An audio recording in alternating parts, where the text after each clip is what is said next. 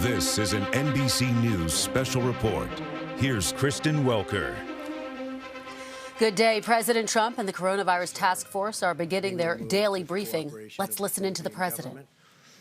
And we're also dealing with Honduras on getting some people out that got caught up, and we are working on that very well, again, with the Honduran government's work, and they're working with us, so I appreciate that.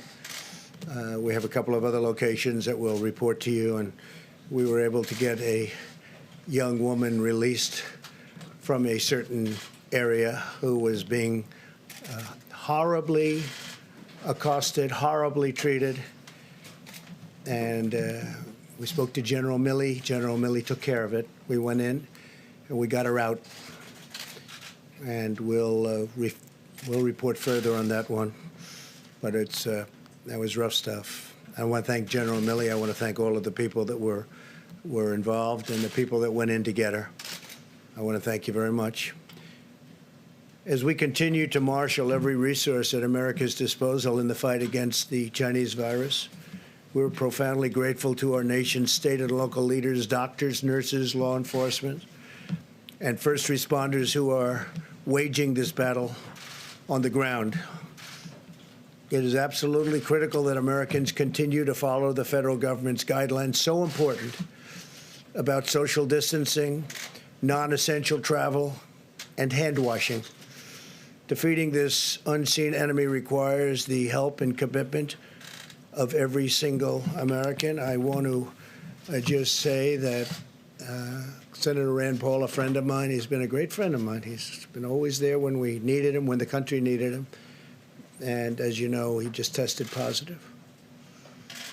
Jose Diaz-Balart, spoke to him yesterday, tested positive. And some people are they're getting quite close to home. And it's a terrible thing that's going on. The hidden enemy, I call it the hidden enemy. And I think they'll all be fine. I hope they're going to be fine. But I just want to send our regards, and I think I can speak on behalf of our country, to those two great friends of mine. We're working urgently with Congress on legislation to support the millions of workers, small businesses, and industries who have been hit hard by the virus through no fault of their own. Our goal is to get relief to Americans as quickly as possible so that families can get by and small businesses can keep workers on the payroll. This will help our economy, and you will see our economy skyrocket once this is over. I think it's going to skyrocket. It's a pent-up demand. It's a built-up demand, and I guess you really have to say who knows, but I think it's going to be a tremendous day when we win this war, and we will win the war. We want to win the war with as few, if you look at it, just deaths as possible. We want to have as few number of deaths as possible. Today I'm announcing action to help New York, California, and Washington ensure that the National Guard can effectively respond to this crisis. The National Guard, these are tremendous people. They're fully on alert. We've signed what we had to sign, and it's been activated. We're dealing also with other states. These states have been hit the hardest. Actually, pretty much by far, you could say the hardest. Everybody can see that. Just look at the numbers. And through FEMA, the federal government will be funding 100% of the cost of deploying National Guard units to carry out approved missions to stop the virus while those governors remain in command. So the governors locally are going to be in command, and will be following them, and we hope they can do the job, and I think they will. I spoke with all three of the governors today and just a little while ago, and they're very happy with what we're going to be doing, because we'll be announcing some other things for those three states and some other states where it's hit the hardest. This action will give them maximum flexibility to use the Guard against the virus without having to worry about costs or liability, and freeing up state resources to protect the health and safety of the people in their state. The federal government has deployed hundreds of tons of supplies from our national stockpile to locations with the greatest need. In order to assist in those areas, I approved the state of New York's request for a major disaster declaration, something which Governor Cuomo has been asking for and which I agree, and we had it done in very rapid fashion. We approved this on Friday evening, and we are working very, very hard to get all of these things not only signed up, but completed and finished and win. The request from the state of Washington for a major disaster declaration was approved just a little while ago, went through the process, and we moved it very quickly. The request from the state of California was just received, and we will have it approved very quickly. We'll be working, I told that to Gavin Newsom, and we're working on getting that done very quickly. It'll be done maybe tonight. We have large quantities of medical equipment and supplies on the way based on all of this to those states, including respirators, surgical masks and gowns, face shields, coveralls, and gloves, with large quantities already delivered to Washington and to New York. In addition to large quantities of supplies, I've also directed FEMA to supply the following: 4 large federal medical stations with 1,000 beds for New York, 8 large federal medical stations with 2,000 beds for California, and 3 large federal medical stations and 4 small federal medical stations with 1,000 beds for the state of Washington. The governors know. The supplies en route to California and New York will be delivered within the next 48 hours. In addition, the Naval Hospital ship, the USNS Mercy. It's incredible ships. These 2 ships are incredible. One on the West Coast, one on the East Coast, will be deployed to Los Angeles to add emergency surge medical capacity, and they have a tremendous capacity. They are really something. I will say that if you look at some of the things we've been doing, and now those numbers have gone up, and just to be a little bit more exacting, we've done a presidential approval for requests for major disaster declaration for the state of New York, approval of Title 32 National Guard activation for the state of New York. We're providing all of this at no cost to the governor. I spoke with Governor Cuomo. He's working hard. We're all working hard together. The relationship has really been amazing. But it also enables the governor to provide robust National Guard support to the state. And the 25%, we're going to be waiving that, 25% cost. We're picking up, we'll be coordinating, and they'll be doing something with very special people.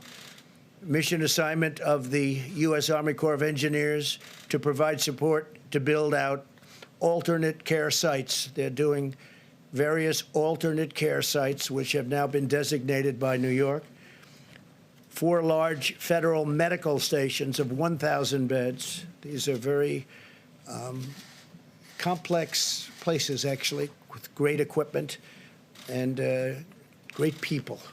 Strategic National Stockpile Order, and this is as of a number of days ago, so far delivered to New York, and this is the 19th. We had the N95 respirators, 186,416 delivered. We've delivered 444,078 surgical masks. Many have been delivered since then. Face shields, we've delivered 84,560 face shields. Surgical gowns, 68,944 to New York. Coveralls, 352. Gloves, 245,486. Also to New York, in terms of what's been delivered just since then, the numbers are quite large, and we have tremendous numbers of companies also making equipment. For the state of Washington, we've delivered 369,000 N95 respirators, 507,406 surgical masks. And this is as of about 3 days ago.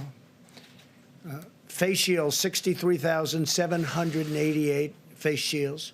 Surgical gowns, 107,850. gloves, 240,376. And we have many, many things pending. It's actually not pending. They're being fabricated. They're being made, and they're moving. Now, for Washington, so we have 4 small federal medical stations, 250 beds. And for Washington, state of Washington, we have 3 large federal medical stations, 750 beds. And then you have, as I said, the approval of the Title 32 National Guard.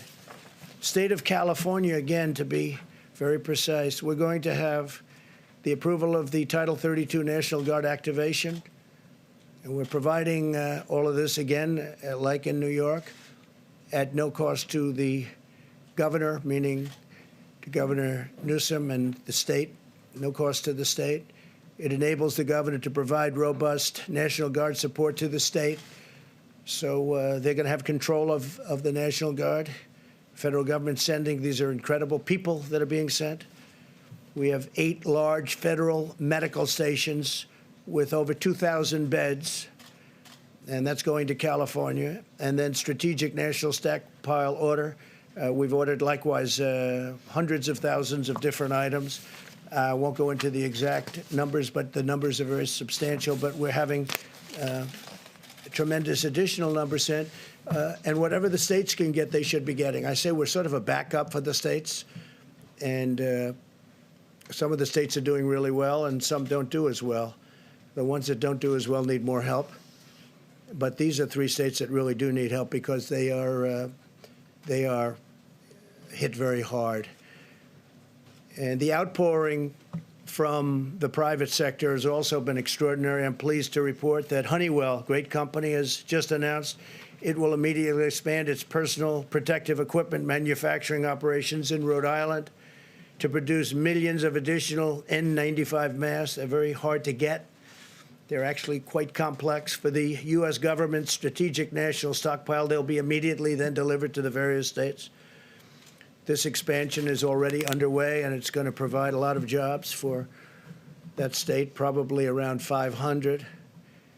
The masks will be distributed by the government for the use of the health, safety, and emergency, and this for response workers, primarily for response workers. These are very high-end. This expansion is in addition to Honeywell's action to more than double production of its existing personal protective equipment manufacturing plants. They make a lot of different things, and they're doubling and tripling their production. They're going round the clock. Today, I'm also announcing the launch of a new public-private consortium organized by the White House, the Department of Energy, and IBM to unleash the power of American supercomputing resources to fight the Chinese virus.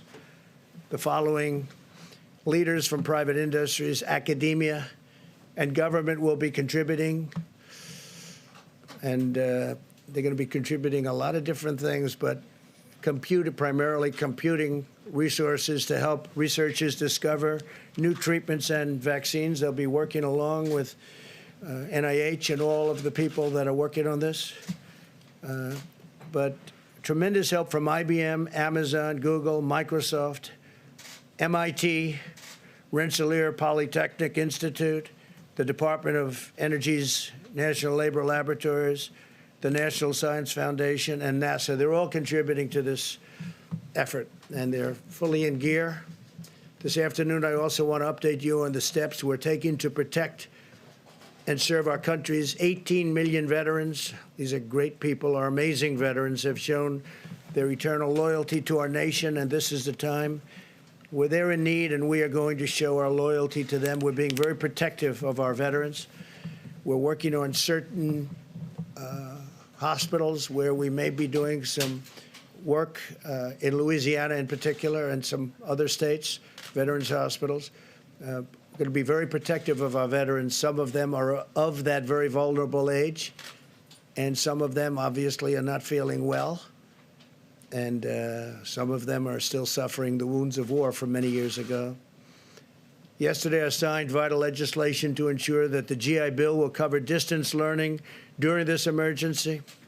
I also spoke with many of our veteran service organizations, or the VSOs, to describe our unprecedented action In February, the Department of Veterans Affairs established 19 emergency operation centers throughout the country.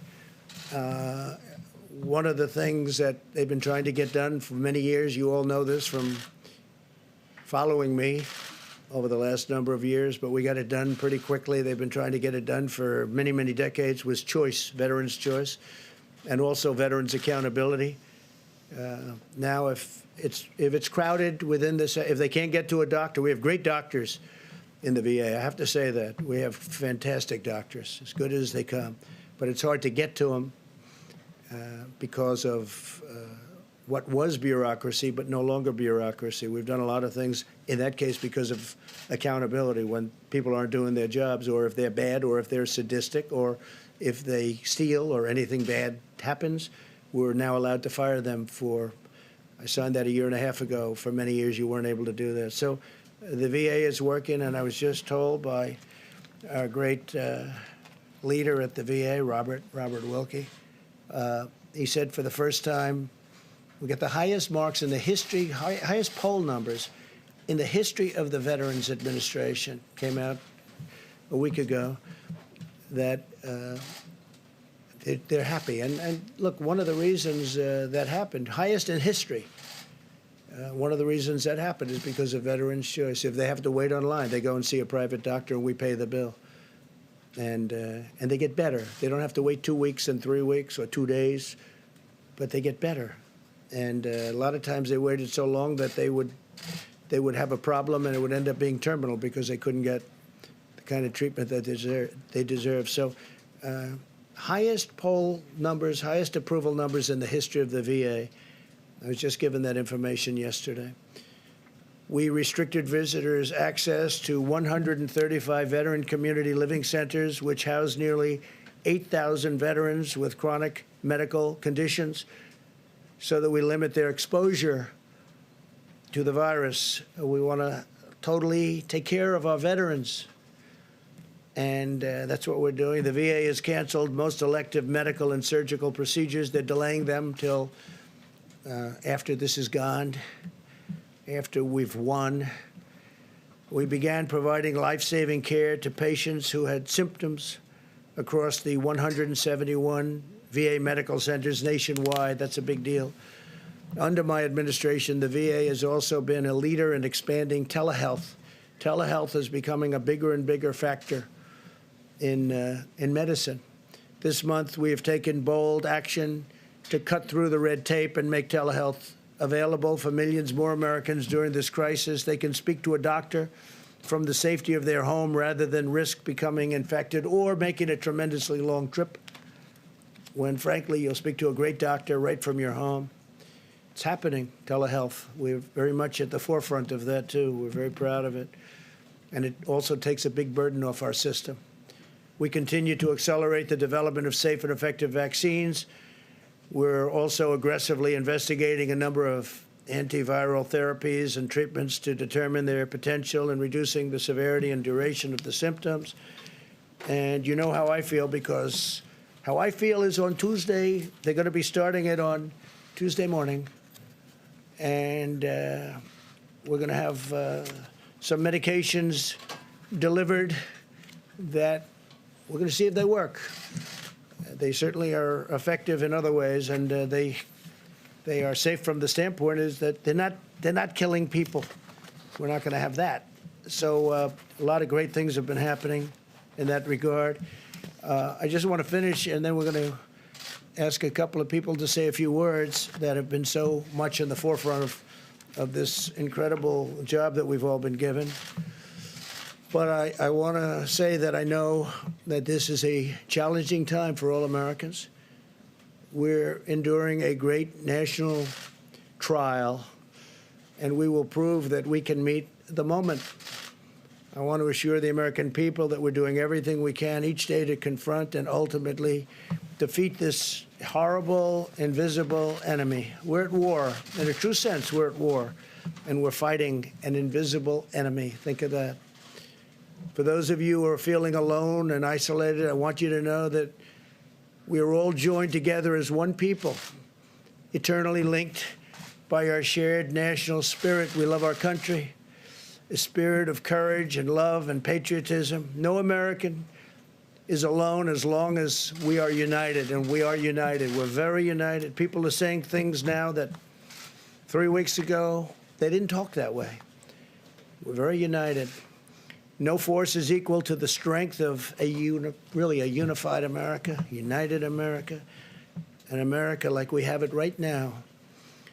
For those worried and afraid, please know as long as I am your president, you can feel confident that you have a leader who will always fight for you, and I will not stop until we win. This will be a great victory. This is going to be a victory. And it's going to be a victory that, in my opinion, will happen much sooner than originally expected.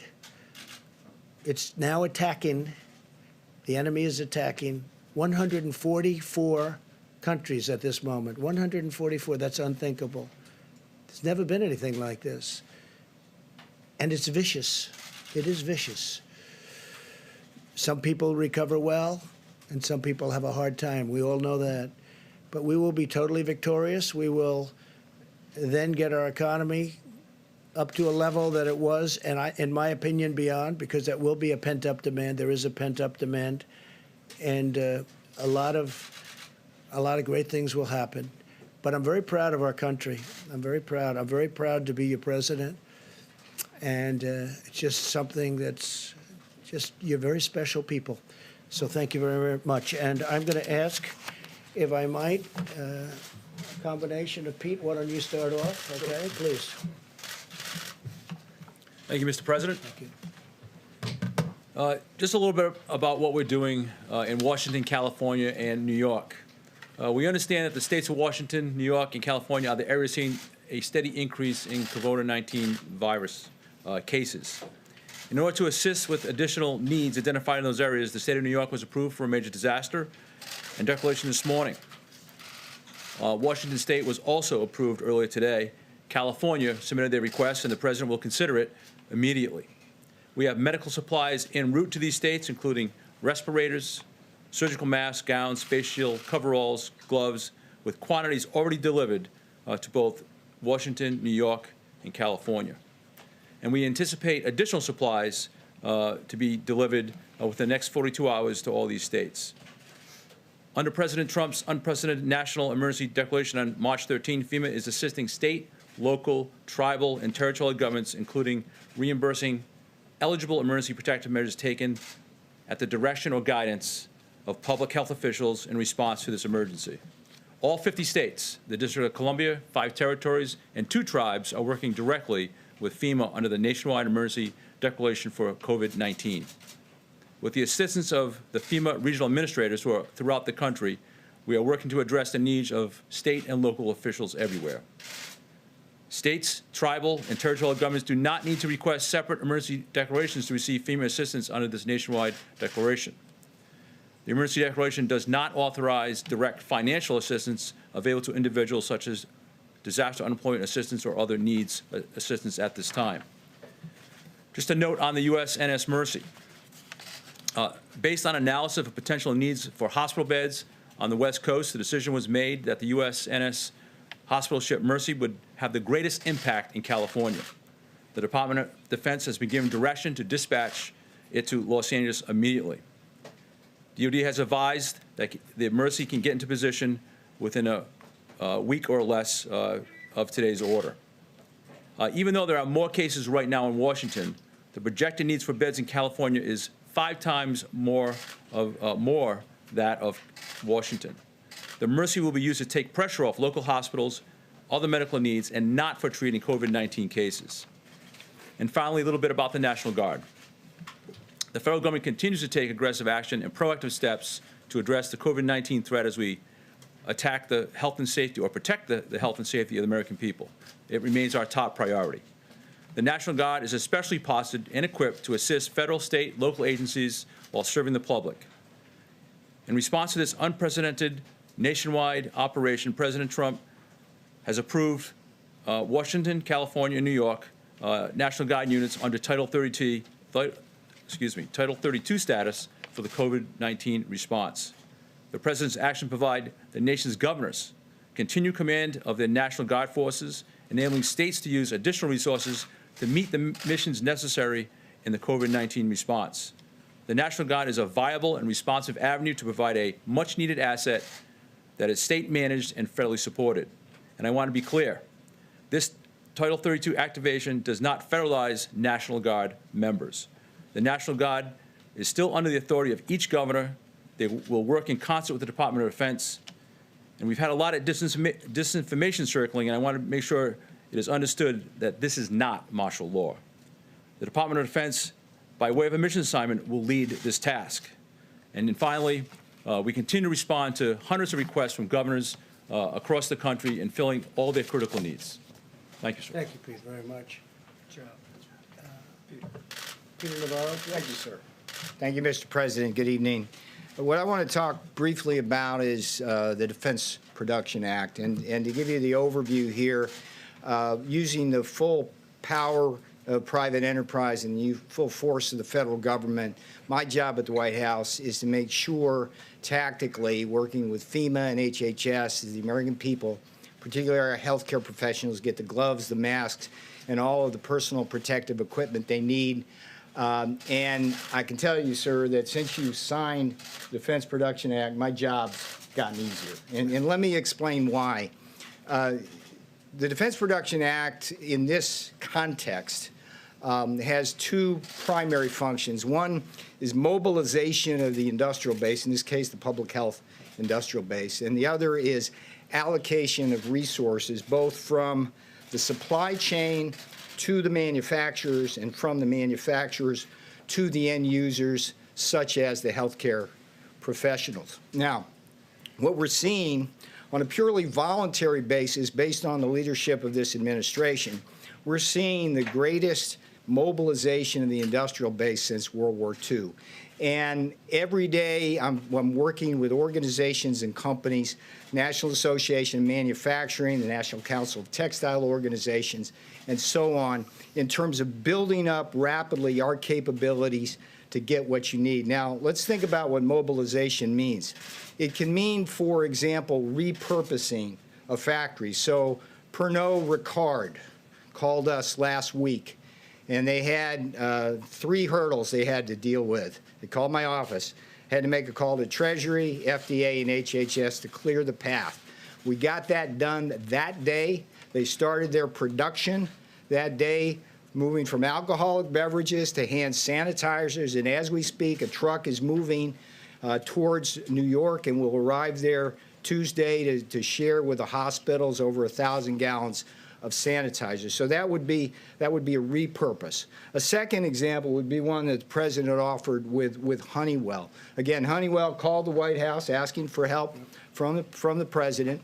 And what they said is, look, we want to do this new factory in Smithfield, Rhode Island. They called me on a Friday morning. And by that night, we had a contract in to HHS. HHS flipped that immediately, and I had Honeywell moving people and equipment from Massachusetts to that facility in Smithfield, Rhode Island, and we're going to have those masks produced within 30 days, moving on the assembly chain. So my point is, mobilization is repurposing, building up capabilities. And the other portion is, of course, the allocation of resources. Now, what I can tell you so far is that the Defense Production Act, sir, has given me quiet leverage. When you have a strong leader, you can take a light hand initially. And so what we've seen with this outpouring of volunteers from private enterprise, we're getting what we need without putting the heavy hand of government down. There will be possibly cases down the road, and the manufacturers have actually asked me and alerted me this, where some places in the supply chain, they may have problems that the White House will have to break through using the Defense Production Act. We won't hesitate to do that. The last thing I'll tell you is that I also get a lot of calls that are very disquieting. Brokers are offering millions of items, whether they're goggles, masks, or whatever, and you go through 3 different brokers, tracing to a warehouse in L.A. that's allegedly got 10 million masks, and they want to charge you 7 times what they cost. That's price gouging. We are a message to the hoarders. If you got any large quantities of material that this country needs right now, get them to market or get them to us. We'll pay you a fair price. But if you don't do that, we're going to come for you and make sure that doesn't happen in this country. And that would be a good use of the Defense Production Act. So I salute you, sir. You've made my job easier, and I appreciate that. Thank you, Peter, very much. Great job. Mike, please. Thank you, Mr. President. Task Force met this afternoon, as we do every day. And let me begin today by simply saying thank you to the American people. And thank you for the way that people across this country, 7 days into 15 days to slow the spread. The people in communities large and small across America are responding, are cooperating, are communicating, not just on behalf of their own health and the health of their family, but more importantly, on behalf of the most vulnerable among us. So on behalf of your president and our entire task force, just thank you to the American people. I also want to express our appreciation to the governors across the country.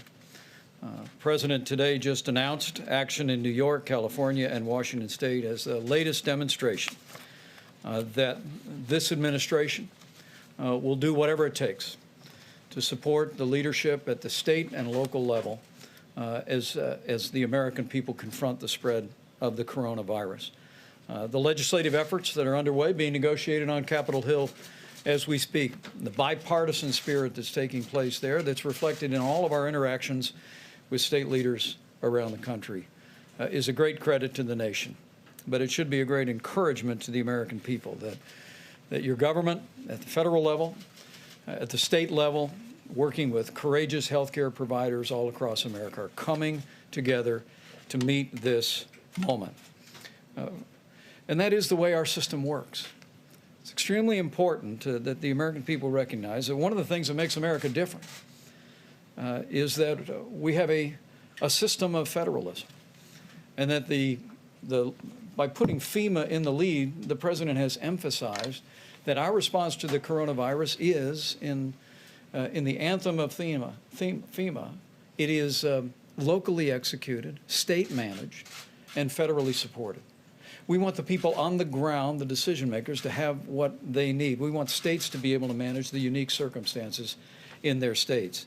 And whether it be the legislation moving through the Congress or the efforts the president announced today, major disaster declarations, Title 32 on the National Guard, resources flowing, hospital beds flowing, we're going to continue to make sure that our states have what they need to meet this moment. Our task force continues to focus on the priorities the president's given us. They are testing, mitigation, and supplies.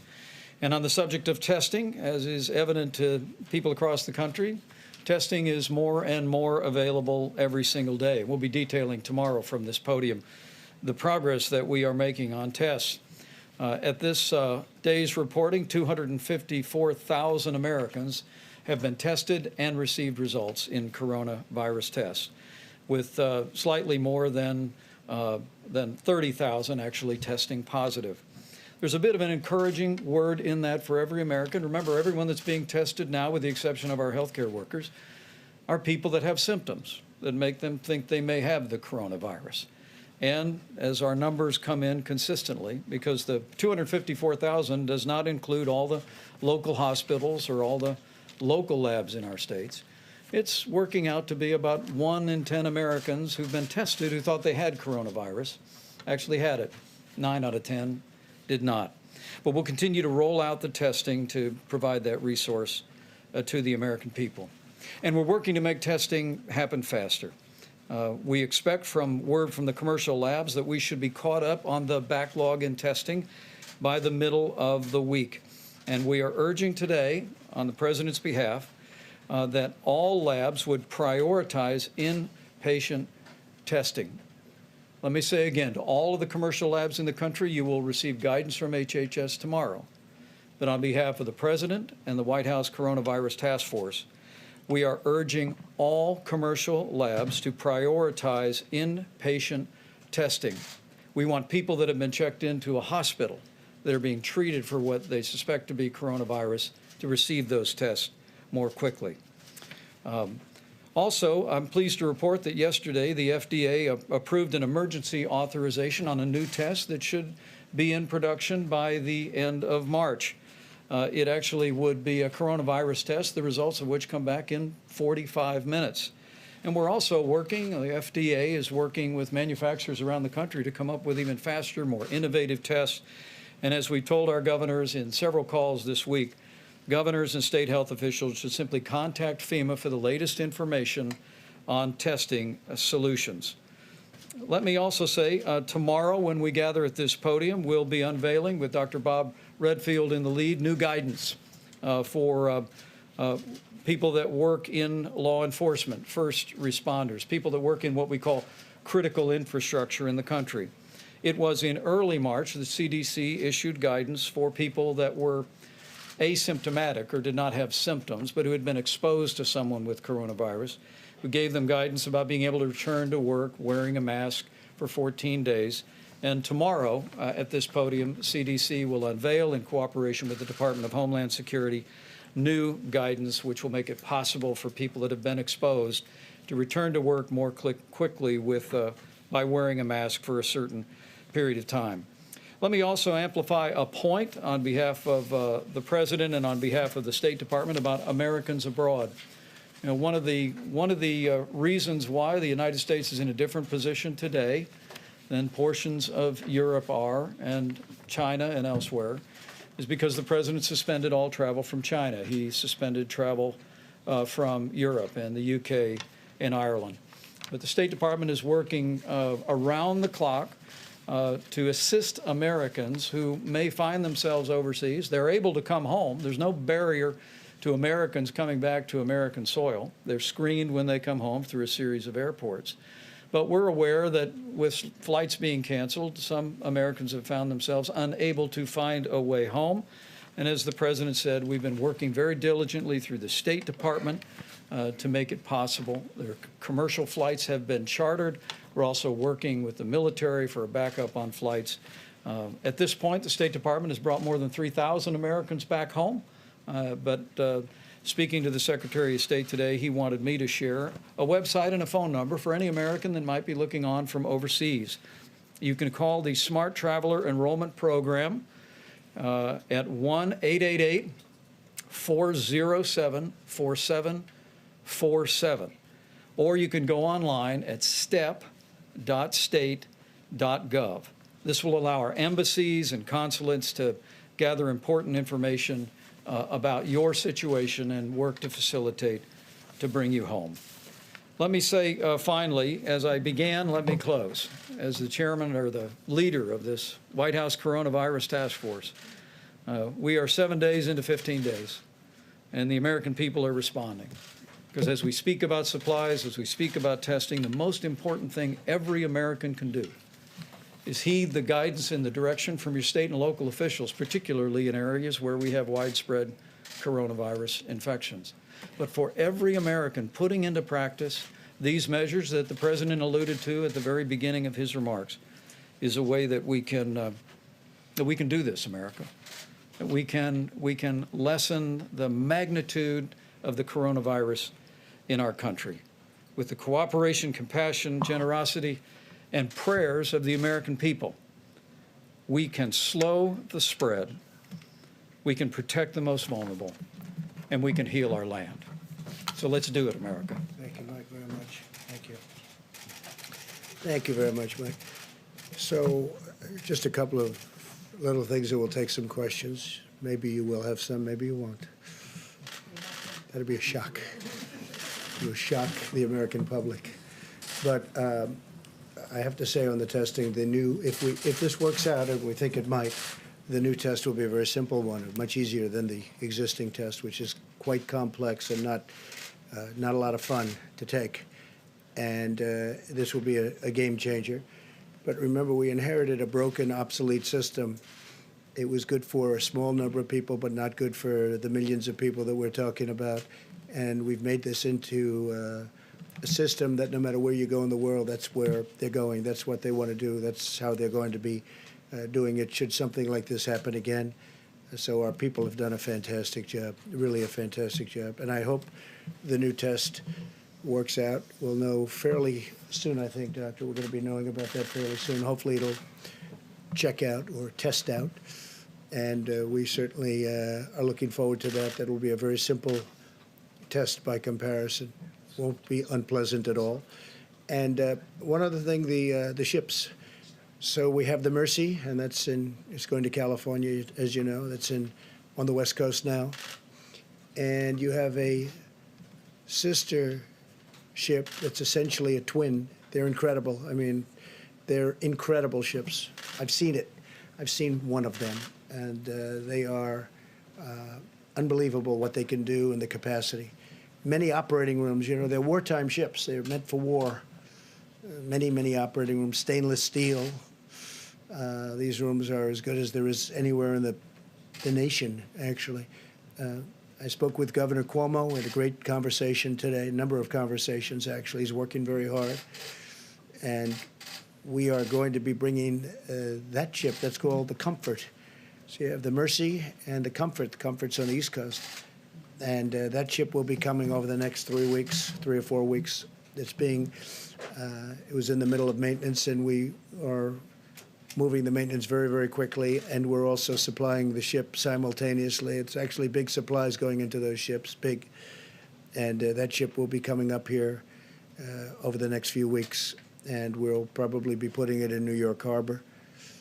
And we're making arrangements for that also as to where it's going to be docked. So you have the Mercy and you have the Comfort. They'll be coming up. The Mercy will start very, very quickly. It'll be arriving in Los Angeles pretty soon. So we look forward to that. A question? ABC, go ahead. Thank you. First of all, Senator Paul testing positive. When's the last time you had in-person contact with him? Gee, I think it was quite a while ago. I don't know. Also, it's been a long time. On top of Senator Paul, now 4 senators are in isolation, and the rules say that in order to vote, they have to be there. Who are they? Romney, Senator Lee, Senator Gardner, Senator and Rick Scott. Senator Rick Scott. Also, 2 of them were in contact I with. guess Rick is coming out.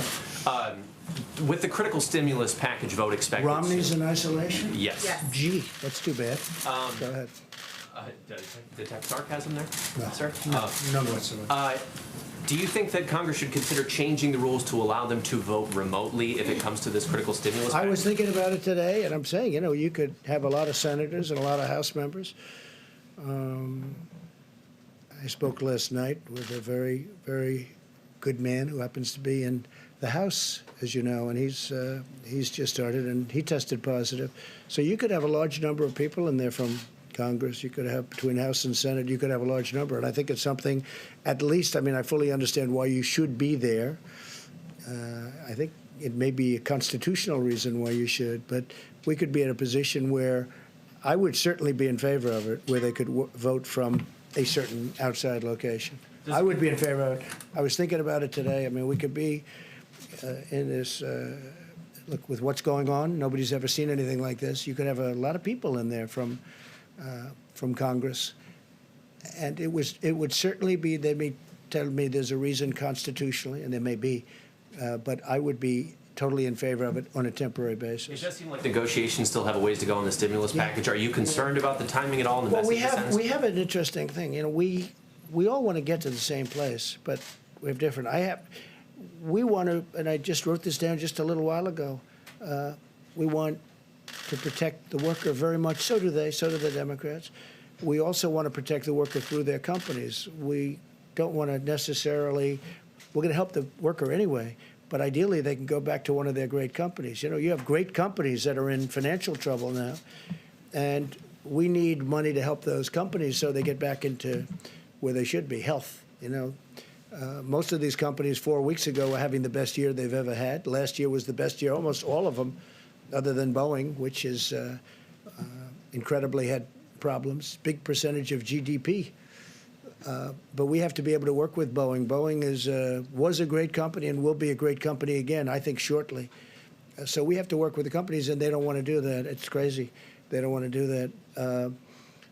I don't want stock buybacks, so I don't know where the problem is there, but I know that's one of the things that they're talking about. I do not want stock buybacks. I don't want to give a bailout to a company and then have somebody go out and use that money to buy back stock in the company and raise the price and then get a bonus, okay?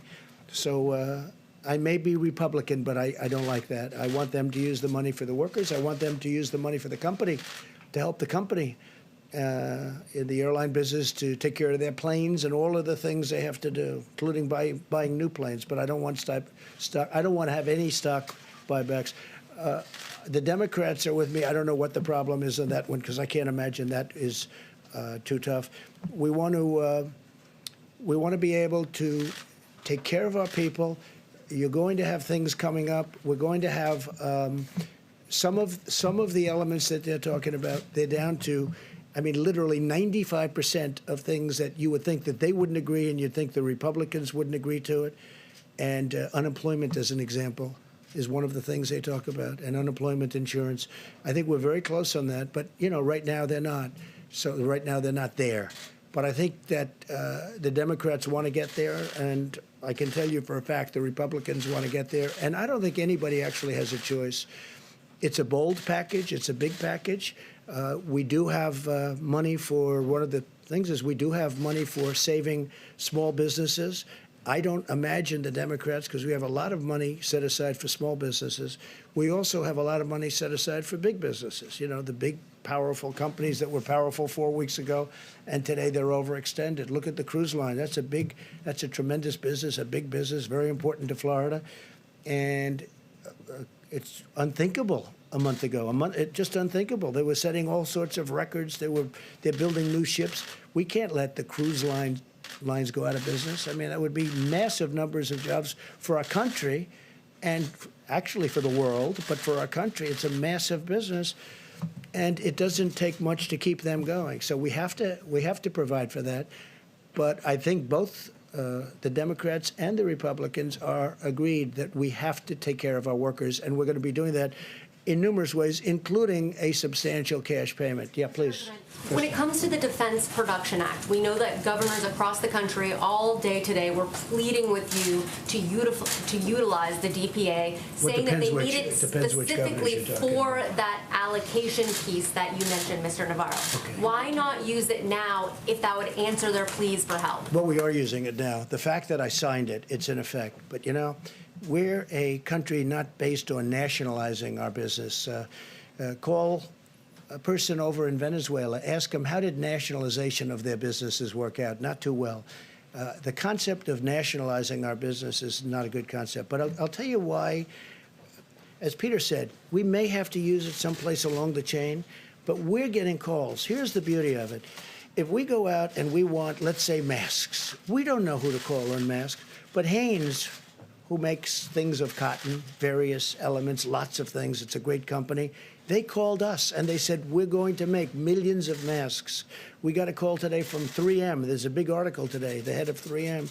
They're going to make tremendous products, and they're more or less in that business. And if they're not, like, for instance, General Motors spoke to us, Ford spoke to us about doing ventilators. The beauty is they're calling us. If you go the national route, nationalization route, we're going to tell a company to make a ventilator. They don't even know what a ventilator is. In the case of one company, they used to make them years ago, and they know how to make them. It's a very complex piece of equipment, frankly. So what we're doing is, I think Peter said it may be better than anybody's going to say it. We have the threat of doing it if we need it. We may have to use it somewhere along the supply chain in a minor way. But we have millions of masks being done. We have respirators. We have ventilators. We have a lot of things happening right now. So just the threat of using it. But using it's actually a big deal. I mean, when this was announced, it sent tremors through our business community and through our country. Because basically, what are you doing? You're talking about you're going to nationalize an industry, or you're going to nationalize. You're going to take away companies. You're going to tell companies what to do. The truth is, most people, nobody would know where to start. There are companies out there that you wouldn't think of that have called us that say, we can do ventilators. We used to do them years ago, and they can do them in large quantities. If I call companies and say, you build ventilators, they don't even know what a ventilator is. So it's really working out very well. One of the reasons I read the numbers to you is because we've given vast numbers of just about everything. We've taken it out of our supply, and we're restocking our supply. But we're really backing up the governors. The governors have to go out, do their things. And you have a lot of governors, they've done a fantastic job. You have some that haven't. Usually it's the ones that complain that have the problems. But we've had a great relationship, as an example, with Governor Cuomo, with Governor Newsom. We've had a great relationship with the state of Washington. Those are three hotbeds. Those are three hotbeds. Now, we're also dealing with other states. As the Admiral said yesterday, we're dealing with all of the states, actually, in one form or another. Some are very affected in a very minor way, where you have 2 people or 3 people. And I don't even mean deaths. I mean literally cases. And that's different than New York, where you have, you know, tremendous, where everybody, I lived there for a long time, everybody's extremely close, tight. And you have a lot of cases in New York. You have a lot of cases in New York. And we're helping Governor Cuomo. We're helping Governor Newsom. They've been, frankly, they've been total gentlemen. They want to get it done, and we want to get it done. But doing it the way we're doing it is much better. It's really much better. But in terms of the, I'm asking about the supply chain. It's about allocation, not about manufacturing. So the companies, it's not about nationalizing the companies, it's about the allocation. We coordinate with the states, and we are coordinated with the states. And for the most part, the coordination's been very good. Look, 3 days ago, I had a phone call with all the governors. I actually allowed the press to stay. They weren't supposed to stay. And one person in the media said, that was surprising. It's actually a little risky doing that, because we had Democrats and we had Republicans. And, you know, they're politicians, and they always have something to say. Well, I took a lot of calls, and we really didn't get one nasty or bad response. They were thanking us for the job we did. And I had the press standing. I don't know if you were there. I don't think so. I had the press standing there watching. They weren't supposed to be there, but I said, let them stand there. The governors were very complimentary, very, very complimentary. And I watched over the last few days Governor Cuomo. I watched Gavin Newsom in California. I watched both of them, and they've been, you know, very complimentary. And those are really the hotbeds. And so we want to keep that going. I'm very proud of this country, and I'm frankly very proud of a lot of the politicians that normally we're fighting with. We have different views on things, you know, a little different view. But we're going to get to the same place. We have different views, but we're going to get to the same place. Yeah, please. Yes, I wanted to ask if you're considering an executive order to free elderly, nonviolent criminals from federal prisons. We have been asked about that, and we're going to take a look at it. It's a bit of a problem.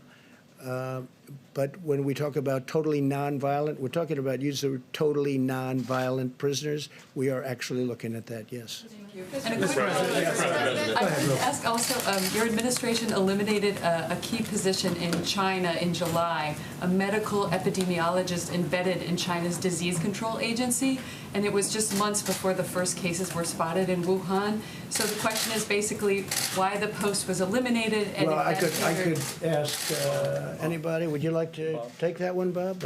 But you know, this is just like all of the other stuff that not you, but that the press was asking, all of which turned out to be, we actually gave CDC more money, not less money. They said we defunded. It turned out it was more money. Every one of those things that were said were 100% wrong. And this sounds like another one of them, but anyway, go ahead. Yeah, as you know, CDC has offices all around the world right now to do our function to detect and prevent and respond to outbreaks where they occur. The China office is actually being augmented as we speak, and we've been embedded there for over 30 years. There's a reason they call it the Chinese CDC, because we've had that productive partnership. Mr. President. And I wish, again, our relationship with China is a very good relationship. I wish they told us 3 months sooner that this was a problem. We didn't know about it. They knew about it, and they should have told us. We could have saved a lot of lives throughout the world. If you look at what's happening in Italy and Spain and a lot of other countries, we could have saved a lot of lives throughout the world. Kelly? Mr. President, given the diagnosis for Senator Paul and people being self-quarantined, what concerns do you have about the direct threat to the function of the Senate, the ability to get this important package that people are waiting for passed? And should Americans be expecting you to extend the 15 days, given the climate of how this is spreading at this point? Well, I hope we won't have to. It's possible, but we'll have to see how that works. As far as the Senate is concerned, we are looking at some You know, some of the folks are feeling very good. Some are quarantined, but they're negative. It may be totally fine. Okay. Others are positive. We're just finding this now for the first time. I mean, over the last 2 days, we found that. Do you see it as a threat to the aid package that Americans are waiting for? No, I don't see any threats at all. Honestly, I don't see any threats at all. It'll all work out. It is a question, and a very good question, I thought, that we are considering. Now, I don't know if you can do it constitutionally, but we are considering letting people vote, senators, congressmen and women, vote from a separate location, from a outside, namely a hospital or a home, depending on where they are. So we are looking at that. It's a little trickier question, most people would believe, but we are looking at that very strongly. Mr. President, speaking of this, I think Kelly was kind of alluding to it. While we've been up here, they weren't able to get the 60 votes to move the package for the cloture vote. I'm just curious, just your reaction to that, sir. And then what is Mitch McConnell telling you and Secretary Mnuchin? Well, we're dealing with them all the time, and we're dealing with Mitch. We're dealing with the other side. Everybody wants to get there. We'll see what happens. I think you'll get there. To me, it's not very complicated. We have to help the worker. We have to save the companies. Because as soon as we're finished with this war, it's not a battle, it's a war. As soon as we're finished with this war, our country is going to bounce back like you've never seen before. But we have to get it to that position, and we have to make sure that those companies are whole, that they haven't been disbanded. Because if you do that, it's going to take much longer. So in a way, it's being penny wise if you don't. But we want to help the worker. We want to help the companies that the workers come from, because if those companies go out of business, and that includes small businesses, we have a tremendous amount of small business work in there, you know that. Once they go out and they don't come back, that's a much longer period of building. You mentioned off the top, sir, I apologize.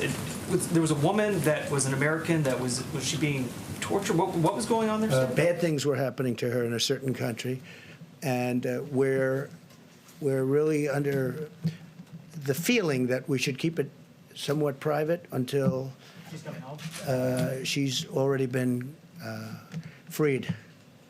And I have to tell you, General Milley and his people were unbelievable. They were not playing games. General Milley does not play games. He's a very interesting guy. They got her out. They got her out of a certain country where she was seriously abused, accosted, and whatever the maximum word is, other than death, that happened.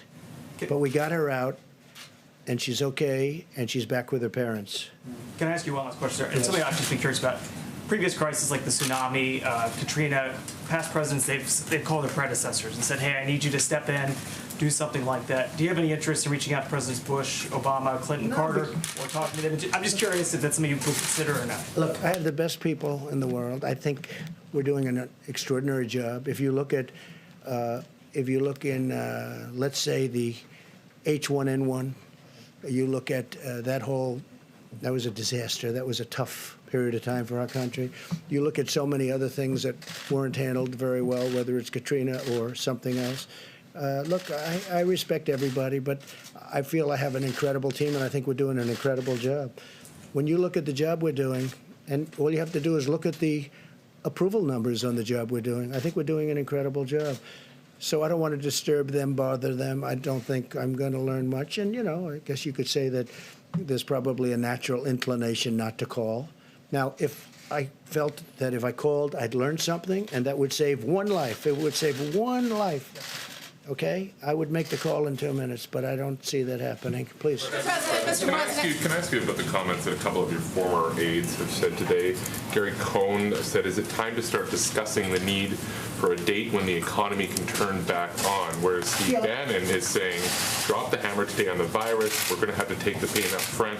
We have to shut it all down. I saw both. I want to ask you about the tension between the economic pain we're suffering and, of course, the virus itself and the casualty and deaths from that. Well, look, I'm of the opinion we have to do great during this 14 days, during the 15-day period. We'll know at the end of 14 days, pretty much, we're going to have a pretty good idea how we're doing. I think you have to shut it down and you have to see, but, there'll be a point at which we say, we're back in business, let's go. Those two statements are not mutually exclusive. You understand? I saw both of them today. Well, I think and they intermesh. For more of a shutdown well, than they are now. He's calling for a faster, just a brutal shutdown, and then open up maybe a little bit faster. So, there's that fine line. Look, we did a big shutdown when we wouldn't allow people from China that could have been very seriously infected, when we cut that off very early. And then we cut Europe off very early, as you know. So that was also very When do you start opening Main Street well, back I up? can't tell you that. What I have to say is that I think we're going to have good results. I think the American people have been amazing. I think our stimulus package will get done, and it will be a tremendous package. We're really not, they may not have gotten those votes, but they're very close to getting a deal done. So I'd be surprised if they didn't. And if they don't, I think, frankly, the American people will be very upset with the Democrats because the Republicans are ready to approve a deal. So the only reason a deal couldn't get done is pure politics. Yes, Mr. President, despite your differences with New York City Mayor Bill de Blasio, he says that the city is going to run out of basic hospital supplies by April. How do you prevent New York City from becoming the next Italy? Well, he should have, the hospital systems in various places. Some have been stocked and ready to go for nothing for this, nothing. This is beyond anything that anybody ever thought possible. I think you could really say this. Nobody can really, doctor, nobody can really say, oh, gee, this will happen. This is a very unique, and hopefully it will be unique for, many, many centuries, for a long time. Hopefully we don't see this again. But again, the systems are supposed to be ready, willing, and able. They're supposed to be ready to go. We are helping them a lot. And I have great love for New York City, and I have great love for New York State, and we're going to help them a lot. I was just saying, we're sending our ships up there. We're sending more than just this ship. We may be using, if we need, we'll be using some of the cruise ships that you've been reading about. We'll be using them also because they're very immediate and very quick. They can be there very quickly. We have good docking systems in the places that we're talking about. So we may be using some of the cruise liners that we're talking about. But no, I think Bill de Blasio is working very hard. I think he's trying very hard. It's a tough situation for him and every mayor because nobody's ever seen the scale. When you hear you've given millions of masks and you've given hundreds of thousands of masks in a certain short period of time, and then you hear they need many, many more. One of the things they have started with respect to masks is the sterilization process. Some are really, it works very well. Others aren't really set up that way. You throw them out. But we have a sterilization process that's working very hard. Speaking of that, hand sanitizers, when you asked the question on the companies and what's going on, we have many companies now, companies that made whiskey, that made alcohol. They've now gone very quickly into the hand sanitizers and all of, you've been reading about 3 or 4 big companies. We're doing incredibly well on that. There was no way if you took the existing companies that something like that could happen. But it happens almost, they'll call Peter Navarro or they'll call somebody. In one case, they called me. They said, we can do this, we can do that. We've had a lot of those calls where companies want to. There's a company in New Hampshire, a great company. They want to make ventilators. I'd never thought of them for ventilators, but they do make metal equipment and things out of metal. They'll be great. They'll make a great product. So, Peter, I think you're seeing a lot of that, right? Yes, sir. Yes, please. Mr. President. The bill that is being contemplated by the Senate right now has a fund that has hundreds of billions of dollars for the Treasury Department to use to bail out states and localities, as well as specific industries such as cruises and hotels. Will you commit publicly that none of that taxpayer money will go towards your own personal properties? Every time I do it, like, for instance, I committed publicly that I wouldn't take the $450,000 salary. It's a lot of money, whether you're rich or not. It's a lot of money. And I did it. Nobody cared. Nobody said thank you. Nobody said thank you very much. Now, I didn't commit legally. I just said, I don't want it. I don't want my salary. I work for zero. I don't want my salary. Nobody said, oh, thank you very much. But I guarantee you, if I ever took it, you would go out after me, you in particular, would go out after me like crazy. So I have no idea what they're talking about with regard to the one element. Everything's changing, just so you understand. It's all changing. But I have no idea. But every time I commit to do something, I committed to do many. Look, I ran, and everybody knew I was a rich person. I built a great company, and people knew that. But I agreed to do things. I didn't have to. I still don't have to. But my company, I told the kids who are running it, I'm not running it, But I told them, don't deal with foreign companies. Don't deal. I didn't have to do that. I could have just ran, and I didn't have to do that at all. And instead of being thanked for, again, not agreeing to do it, but just for not doing it, I get excoriated all the time. So I've learned, let's just see what happens, because we have to save some of these great companies. They can be great companies literally in a matter of weeks. We have to save them. Yeah, please. Thank you, Mr. President. Can I go back to your announcement at the top about the National Guard and then also the medical structures that are going to be built? Okay, so you had said that there would be 8 large medical structures that will be built in California with more than 2,000 beds. And then I think I heard you say there would be 4 small medical structures in the state of Washington with 250 beds. And could you say what cities and areas those are going to be in specifically? So we are filling the governor's request, and so we send that resource to them. They'll put it to best use. They'll put it to where they will have the most effect. So we don't dictate exactly where it goes. Again, it's a request from the state to the federal government for a certain asset, and those assets are sent to the governor can use it as he or she sees fit. And you're still considering, you just said that using the cruise ships as well. So we need them. I hope we don't need them. I hope you're going to have great luck on Tuesday morning. We sent a lot of the medicine. We don't have to go into it again, but we sent a lot of the medicine to Governor Cuomo. I believe they already have it. And they have some very capable people. We spoke to Dr. Zucker, who is his primary representative on this. And we spoke to the governor himself. And I think he's excited about it like I'm excited about it. Now, will it work? I think it has a really good chance. I think it's worthwhile. Why should we be testing it in a test tube for 1.5 years when we have thousands of people that are very sick? They're very, very sick. And we can use it on those people and maybe make them better. And in some cases, maybe save their lives.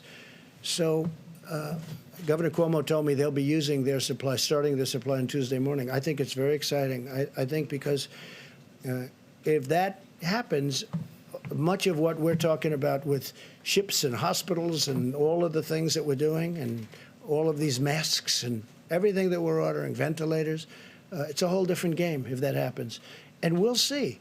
There's been some tremendous signs that this could work. Now, again, some doctors think it should go for years and testing. But, this has been something that's been around for many years. It's been phenomenal, strong, powerful drug for malaria.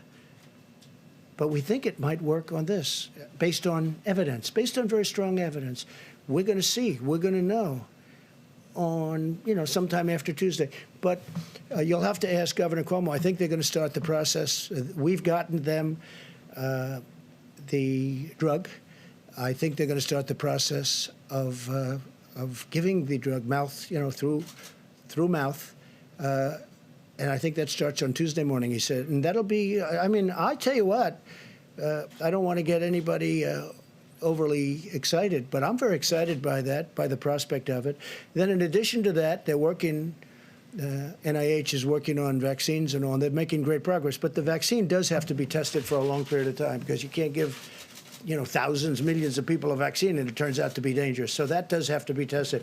But this one's been taken for a long time, so we know pretty much one result. Yeah, please. Thank you, Mr. President. I wanted to ask about China and President Xi. When was the last time you had a conversation with him? Well, I don't want to exactly say that, but I have spoken to President Xi about this, specifically about this. And look, he doesn't want this. This is not something that he wants. And it happened. It happened to China.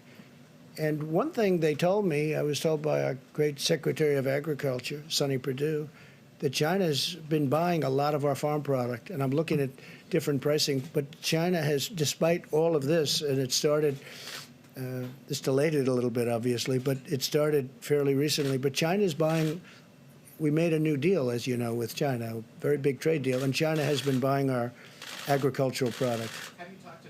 Masks. They've been a supplier of the United States of masks, of a lot of this equipment. In fact, they're sending some masks. They're sending masks to Italy. They are sending masks to Italy. We're in a very good process with masks.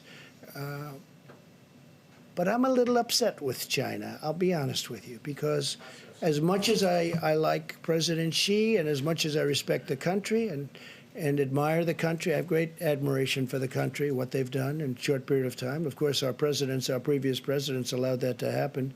You should say thank you very much to all of them.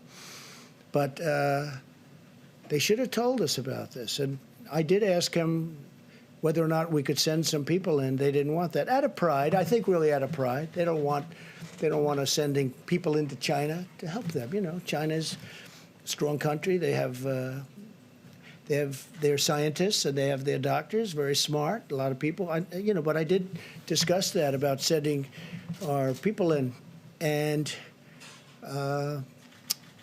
they didn't really respond. We went again, they didn't respond. If they went in, they would have been able to give us a much earlier indication. But we had an early indication. That's why I closed out China. I mean, I felt it was my instinct, but that's why I closed out China at a very early time. Please. Mr. President, are undocumented persons welcome at testing sites, and can they show up and be tested without fear of being reported to immigration officials for possible deportation? It's really a fair question. I think I'll let... would you like to answer that question? Please, Absolutely. Please.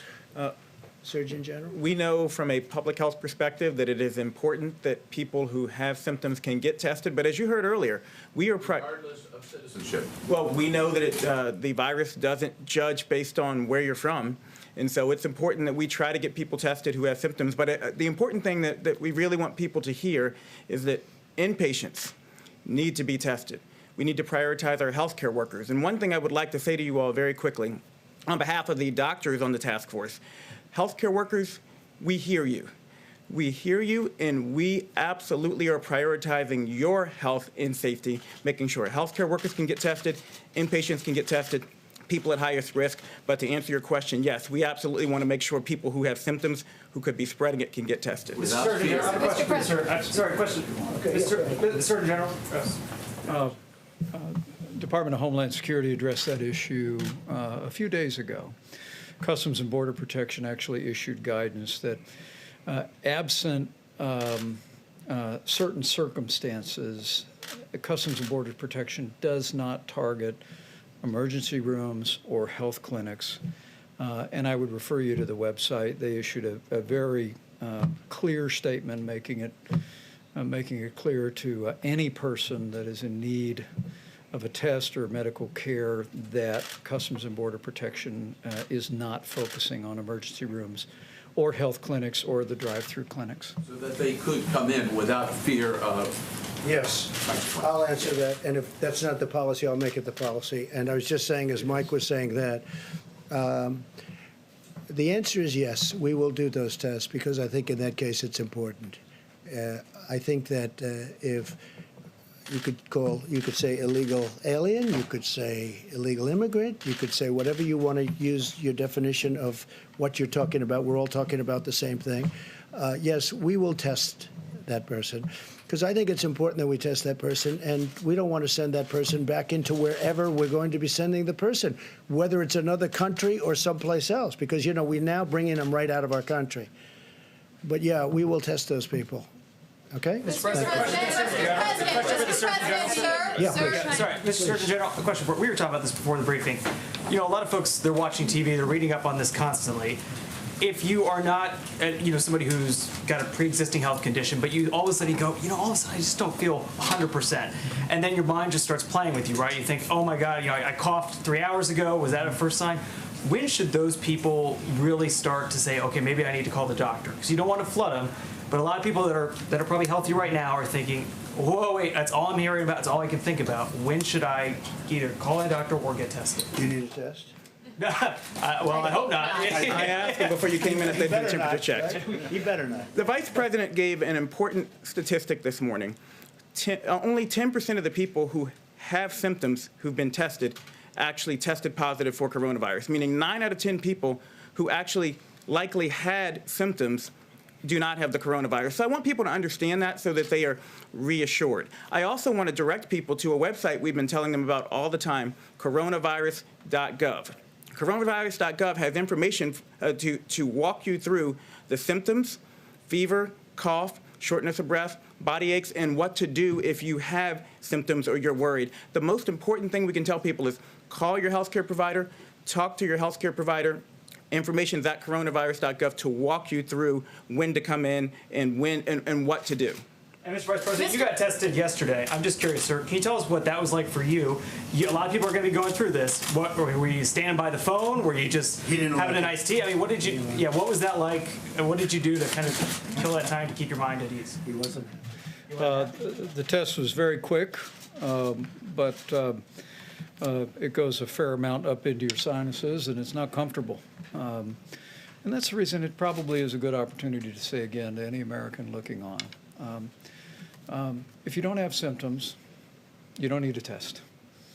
The current testing format, although they're evolving regularly now, we just mentioned that we think at the end of this week there'll be a new test, and there's all new technologies. I would say again to all the governors that are looking on and their state health officials, contact FEMA. We'll give you all the latest information on new testing that is available, including steps we're making where Americans would be able to test themselves and send it in. For you, what was that like for you, sir? Well, for me and Mrs. Pence, it was kind of a pinch. It was kind of invasive, but we were grateful for the support.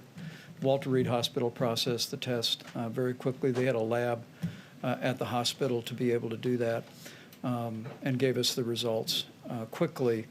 But it also informed me. We were wondering during that time as a family. And it's one of the reasons the President's made it such a priority that we brought all these commercial labs together. And now more than 250,000 tests have been done. We believe we'll be caught up, if you will, by the middle of this week on a backlog of tests.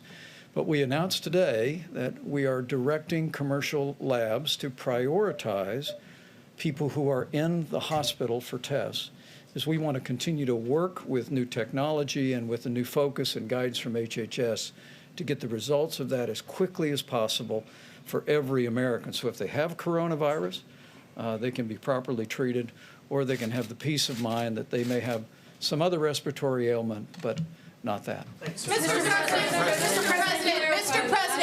President. And you know, anybody that knows Karen Pence knows this, because the Vice President told me. He said she actually handled it better than him.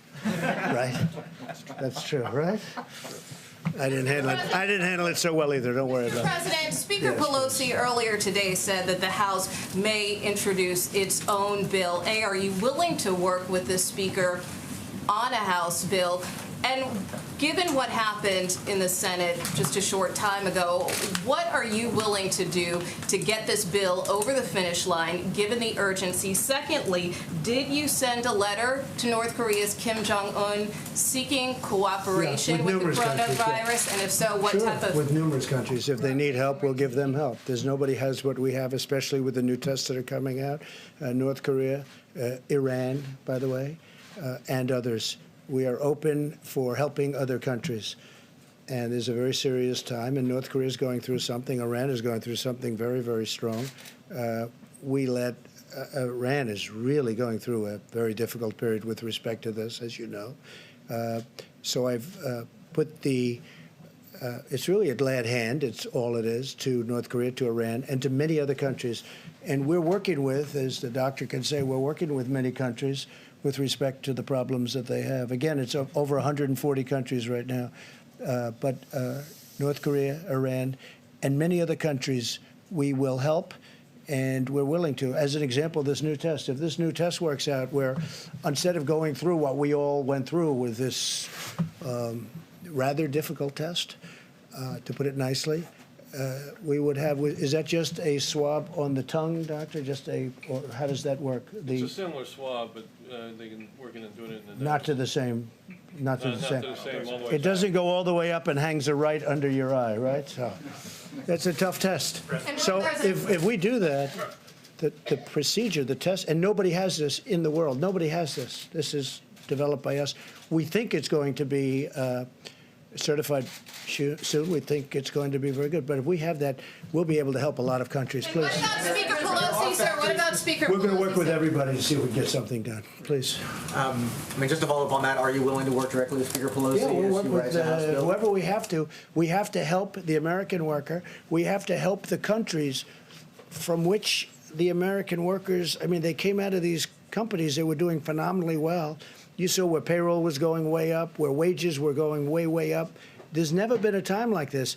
We can't lose those companies, and we want the worker to be happy. And we're being, I think, more generous than anybody's ever been. We want to take care of the worker, but we want to make sure that when we win the war, it's only a question of, it's when, not if. When we win the war against the virus, we want to make sure those companies are ready to charge forward, not that they've been disbanded because we were penny wise and dollar foolish. There are factories around the world that produce medical protective equipment that are used in European hospitals. They've been certified for use at the highest level in European hospitals. Yeah. Is the FDA and your administration willing to look at a waiver for that equipment to be sold from those factories? Well, we were asked that question a little while ago, and the answer is we may, but we may not need it. We do a very high standard. Our standard is higher. Please. Thank you, Mr. President. I was hoping you could give some guidance to American families who are anxious about their financial futures. Earlier today, on one of the Sunday morning shows, the Secretary of the Treasury, Steve Mnuchin, was talking about the millions of Americans who are impacted by these shutdowns that are happening in cities and sometimes full states. Yeah. And Secretary Mnuchin said that this shutdown, this lockdown, could last 10 to 12 weeks, perhaps early into June. Given that, would you consider another fiscal stimulus, another check to these families? We're going to see what happens. Hopefully we won't need it, but we might. But we're going to see what happens. Look, the greatest thing we can do is win the war. The war is against the virus. That's the war. We do that, everything, I really believe everything's going to fall into place. It's going to be beautiful. I call it a pent-up demand. People are dying to go out to a restaurant. People are dying to go onto airplanes. I think there's a tremendous pent-up demand. You may be surprised to the degree. I think it's going to go very rapidly because this wasn't a financial crisis, just the opposite. This was a medical crisis. Did you sell stocks, Mr. President? Did you or your family sell stocks? No, I don't have stock. I own things that... Did you make any alternates to investments in advance of this? No, I don't even think about it. You know, it's very interesting that you ask a question like that. You know, nasty question, and yet it deserves to be asked, I guess. What I've done by deciding to run, I knew this the first day. I said, if I win, it's going to cost a lot of money.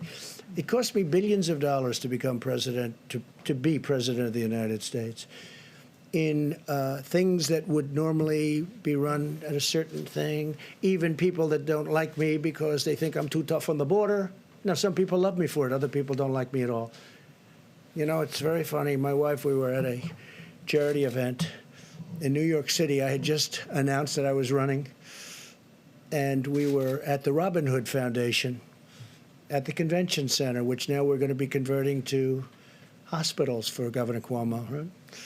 And I was walking in, and there was a smattering of boos and a smattering of cheers. I was getting both. And our very popular First Lady, she's turned out to be a very popular, people have great respect for her, but a very popular First Lady said to me, that's strange. I've never heard anybody booing you. That was very early on, because I think I called for strong borders, or I called for something that other people don't like, you know. And I knew this would happen. I knew it was going to happen. But the fact that I ran, and I knew as soon as I announced, when I ran, I said, it's going to cost me a fortune, not only in terms of actual costs. Look at my legal costs. You people, everybody is suing me. I'm being sued by people that I never even heard of. I'm being sued all over the place and doing very well, but it's unfair. But I'll say this, in terms of running for president, and I don't think rich people, Michael Bloomberg spent now is determined almost $1 billion, and look what happened. I think it's very hard for rich people to run for office. It's far more costly. It's just it's a very tough thing. Now, with all of that being said, I'm so glad I've done it because, you know, there are a lot of rich people around, got a lot of rich friends, but they can't help and they can't do what I've done in terms of helping this country. We are doing things. We got sidetracked by the invisible enemy, but you know, when you look at what we've done, I said before, with the veterans, with all of the things we've done, especially choice, but when you look at all of accountability, when you look at all of the things that we've done, rebuilding the military, the tax cuts, which thank goodness we had the tax cuts because we had cushion. Oh, without that, this would have been catastrophic. We had a big cushion. I mean, with all of the losses that you've seen in the stock market, we're basically back, and with this horrible thing, if this would have happened before, you would have had nothing left. This was all cushion. But I will say that it cost me billions of dollars to be president, and especially with all the money I could have made for the last 3 or 4 years, and I didn't because I was being president. I have no interest in it. I'm allowed to. You know, I don't know if you know, George Washington, they say, he was a rich man, supposedly, relatively rich. And he ran the presidency, and he also ran his business. They say he had 2 desks.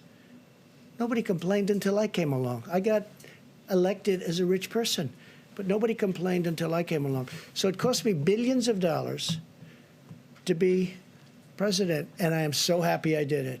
Because who cares? Who cares?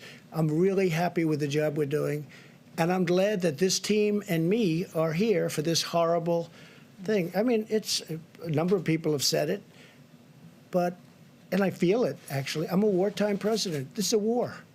This is a war, different kind of a war than we've ever had.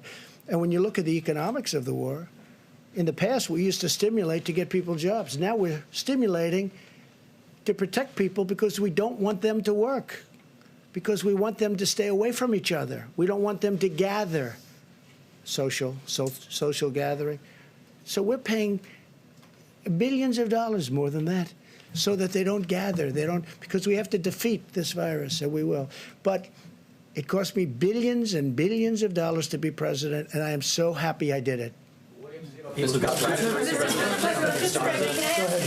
Foreign countries, please. I realize that your priority is to Americans and, of course, this nation. But what about, have you ever considered supporting the foreign countries who are also fighting this global pandemic? Well, we do help foreign countries. I mean, that was the other question. Right. And I'm honored to help. And the doctor has helped. The Surgeon General is speaking to other countries all the time. They're asking him questions. What do we do? Nobody's ever seen anything like this. They're calling our people all of the time.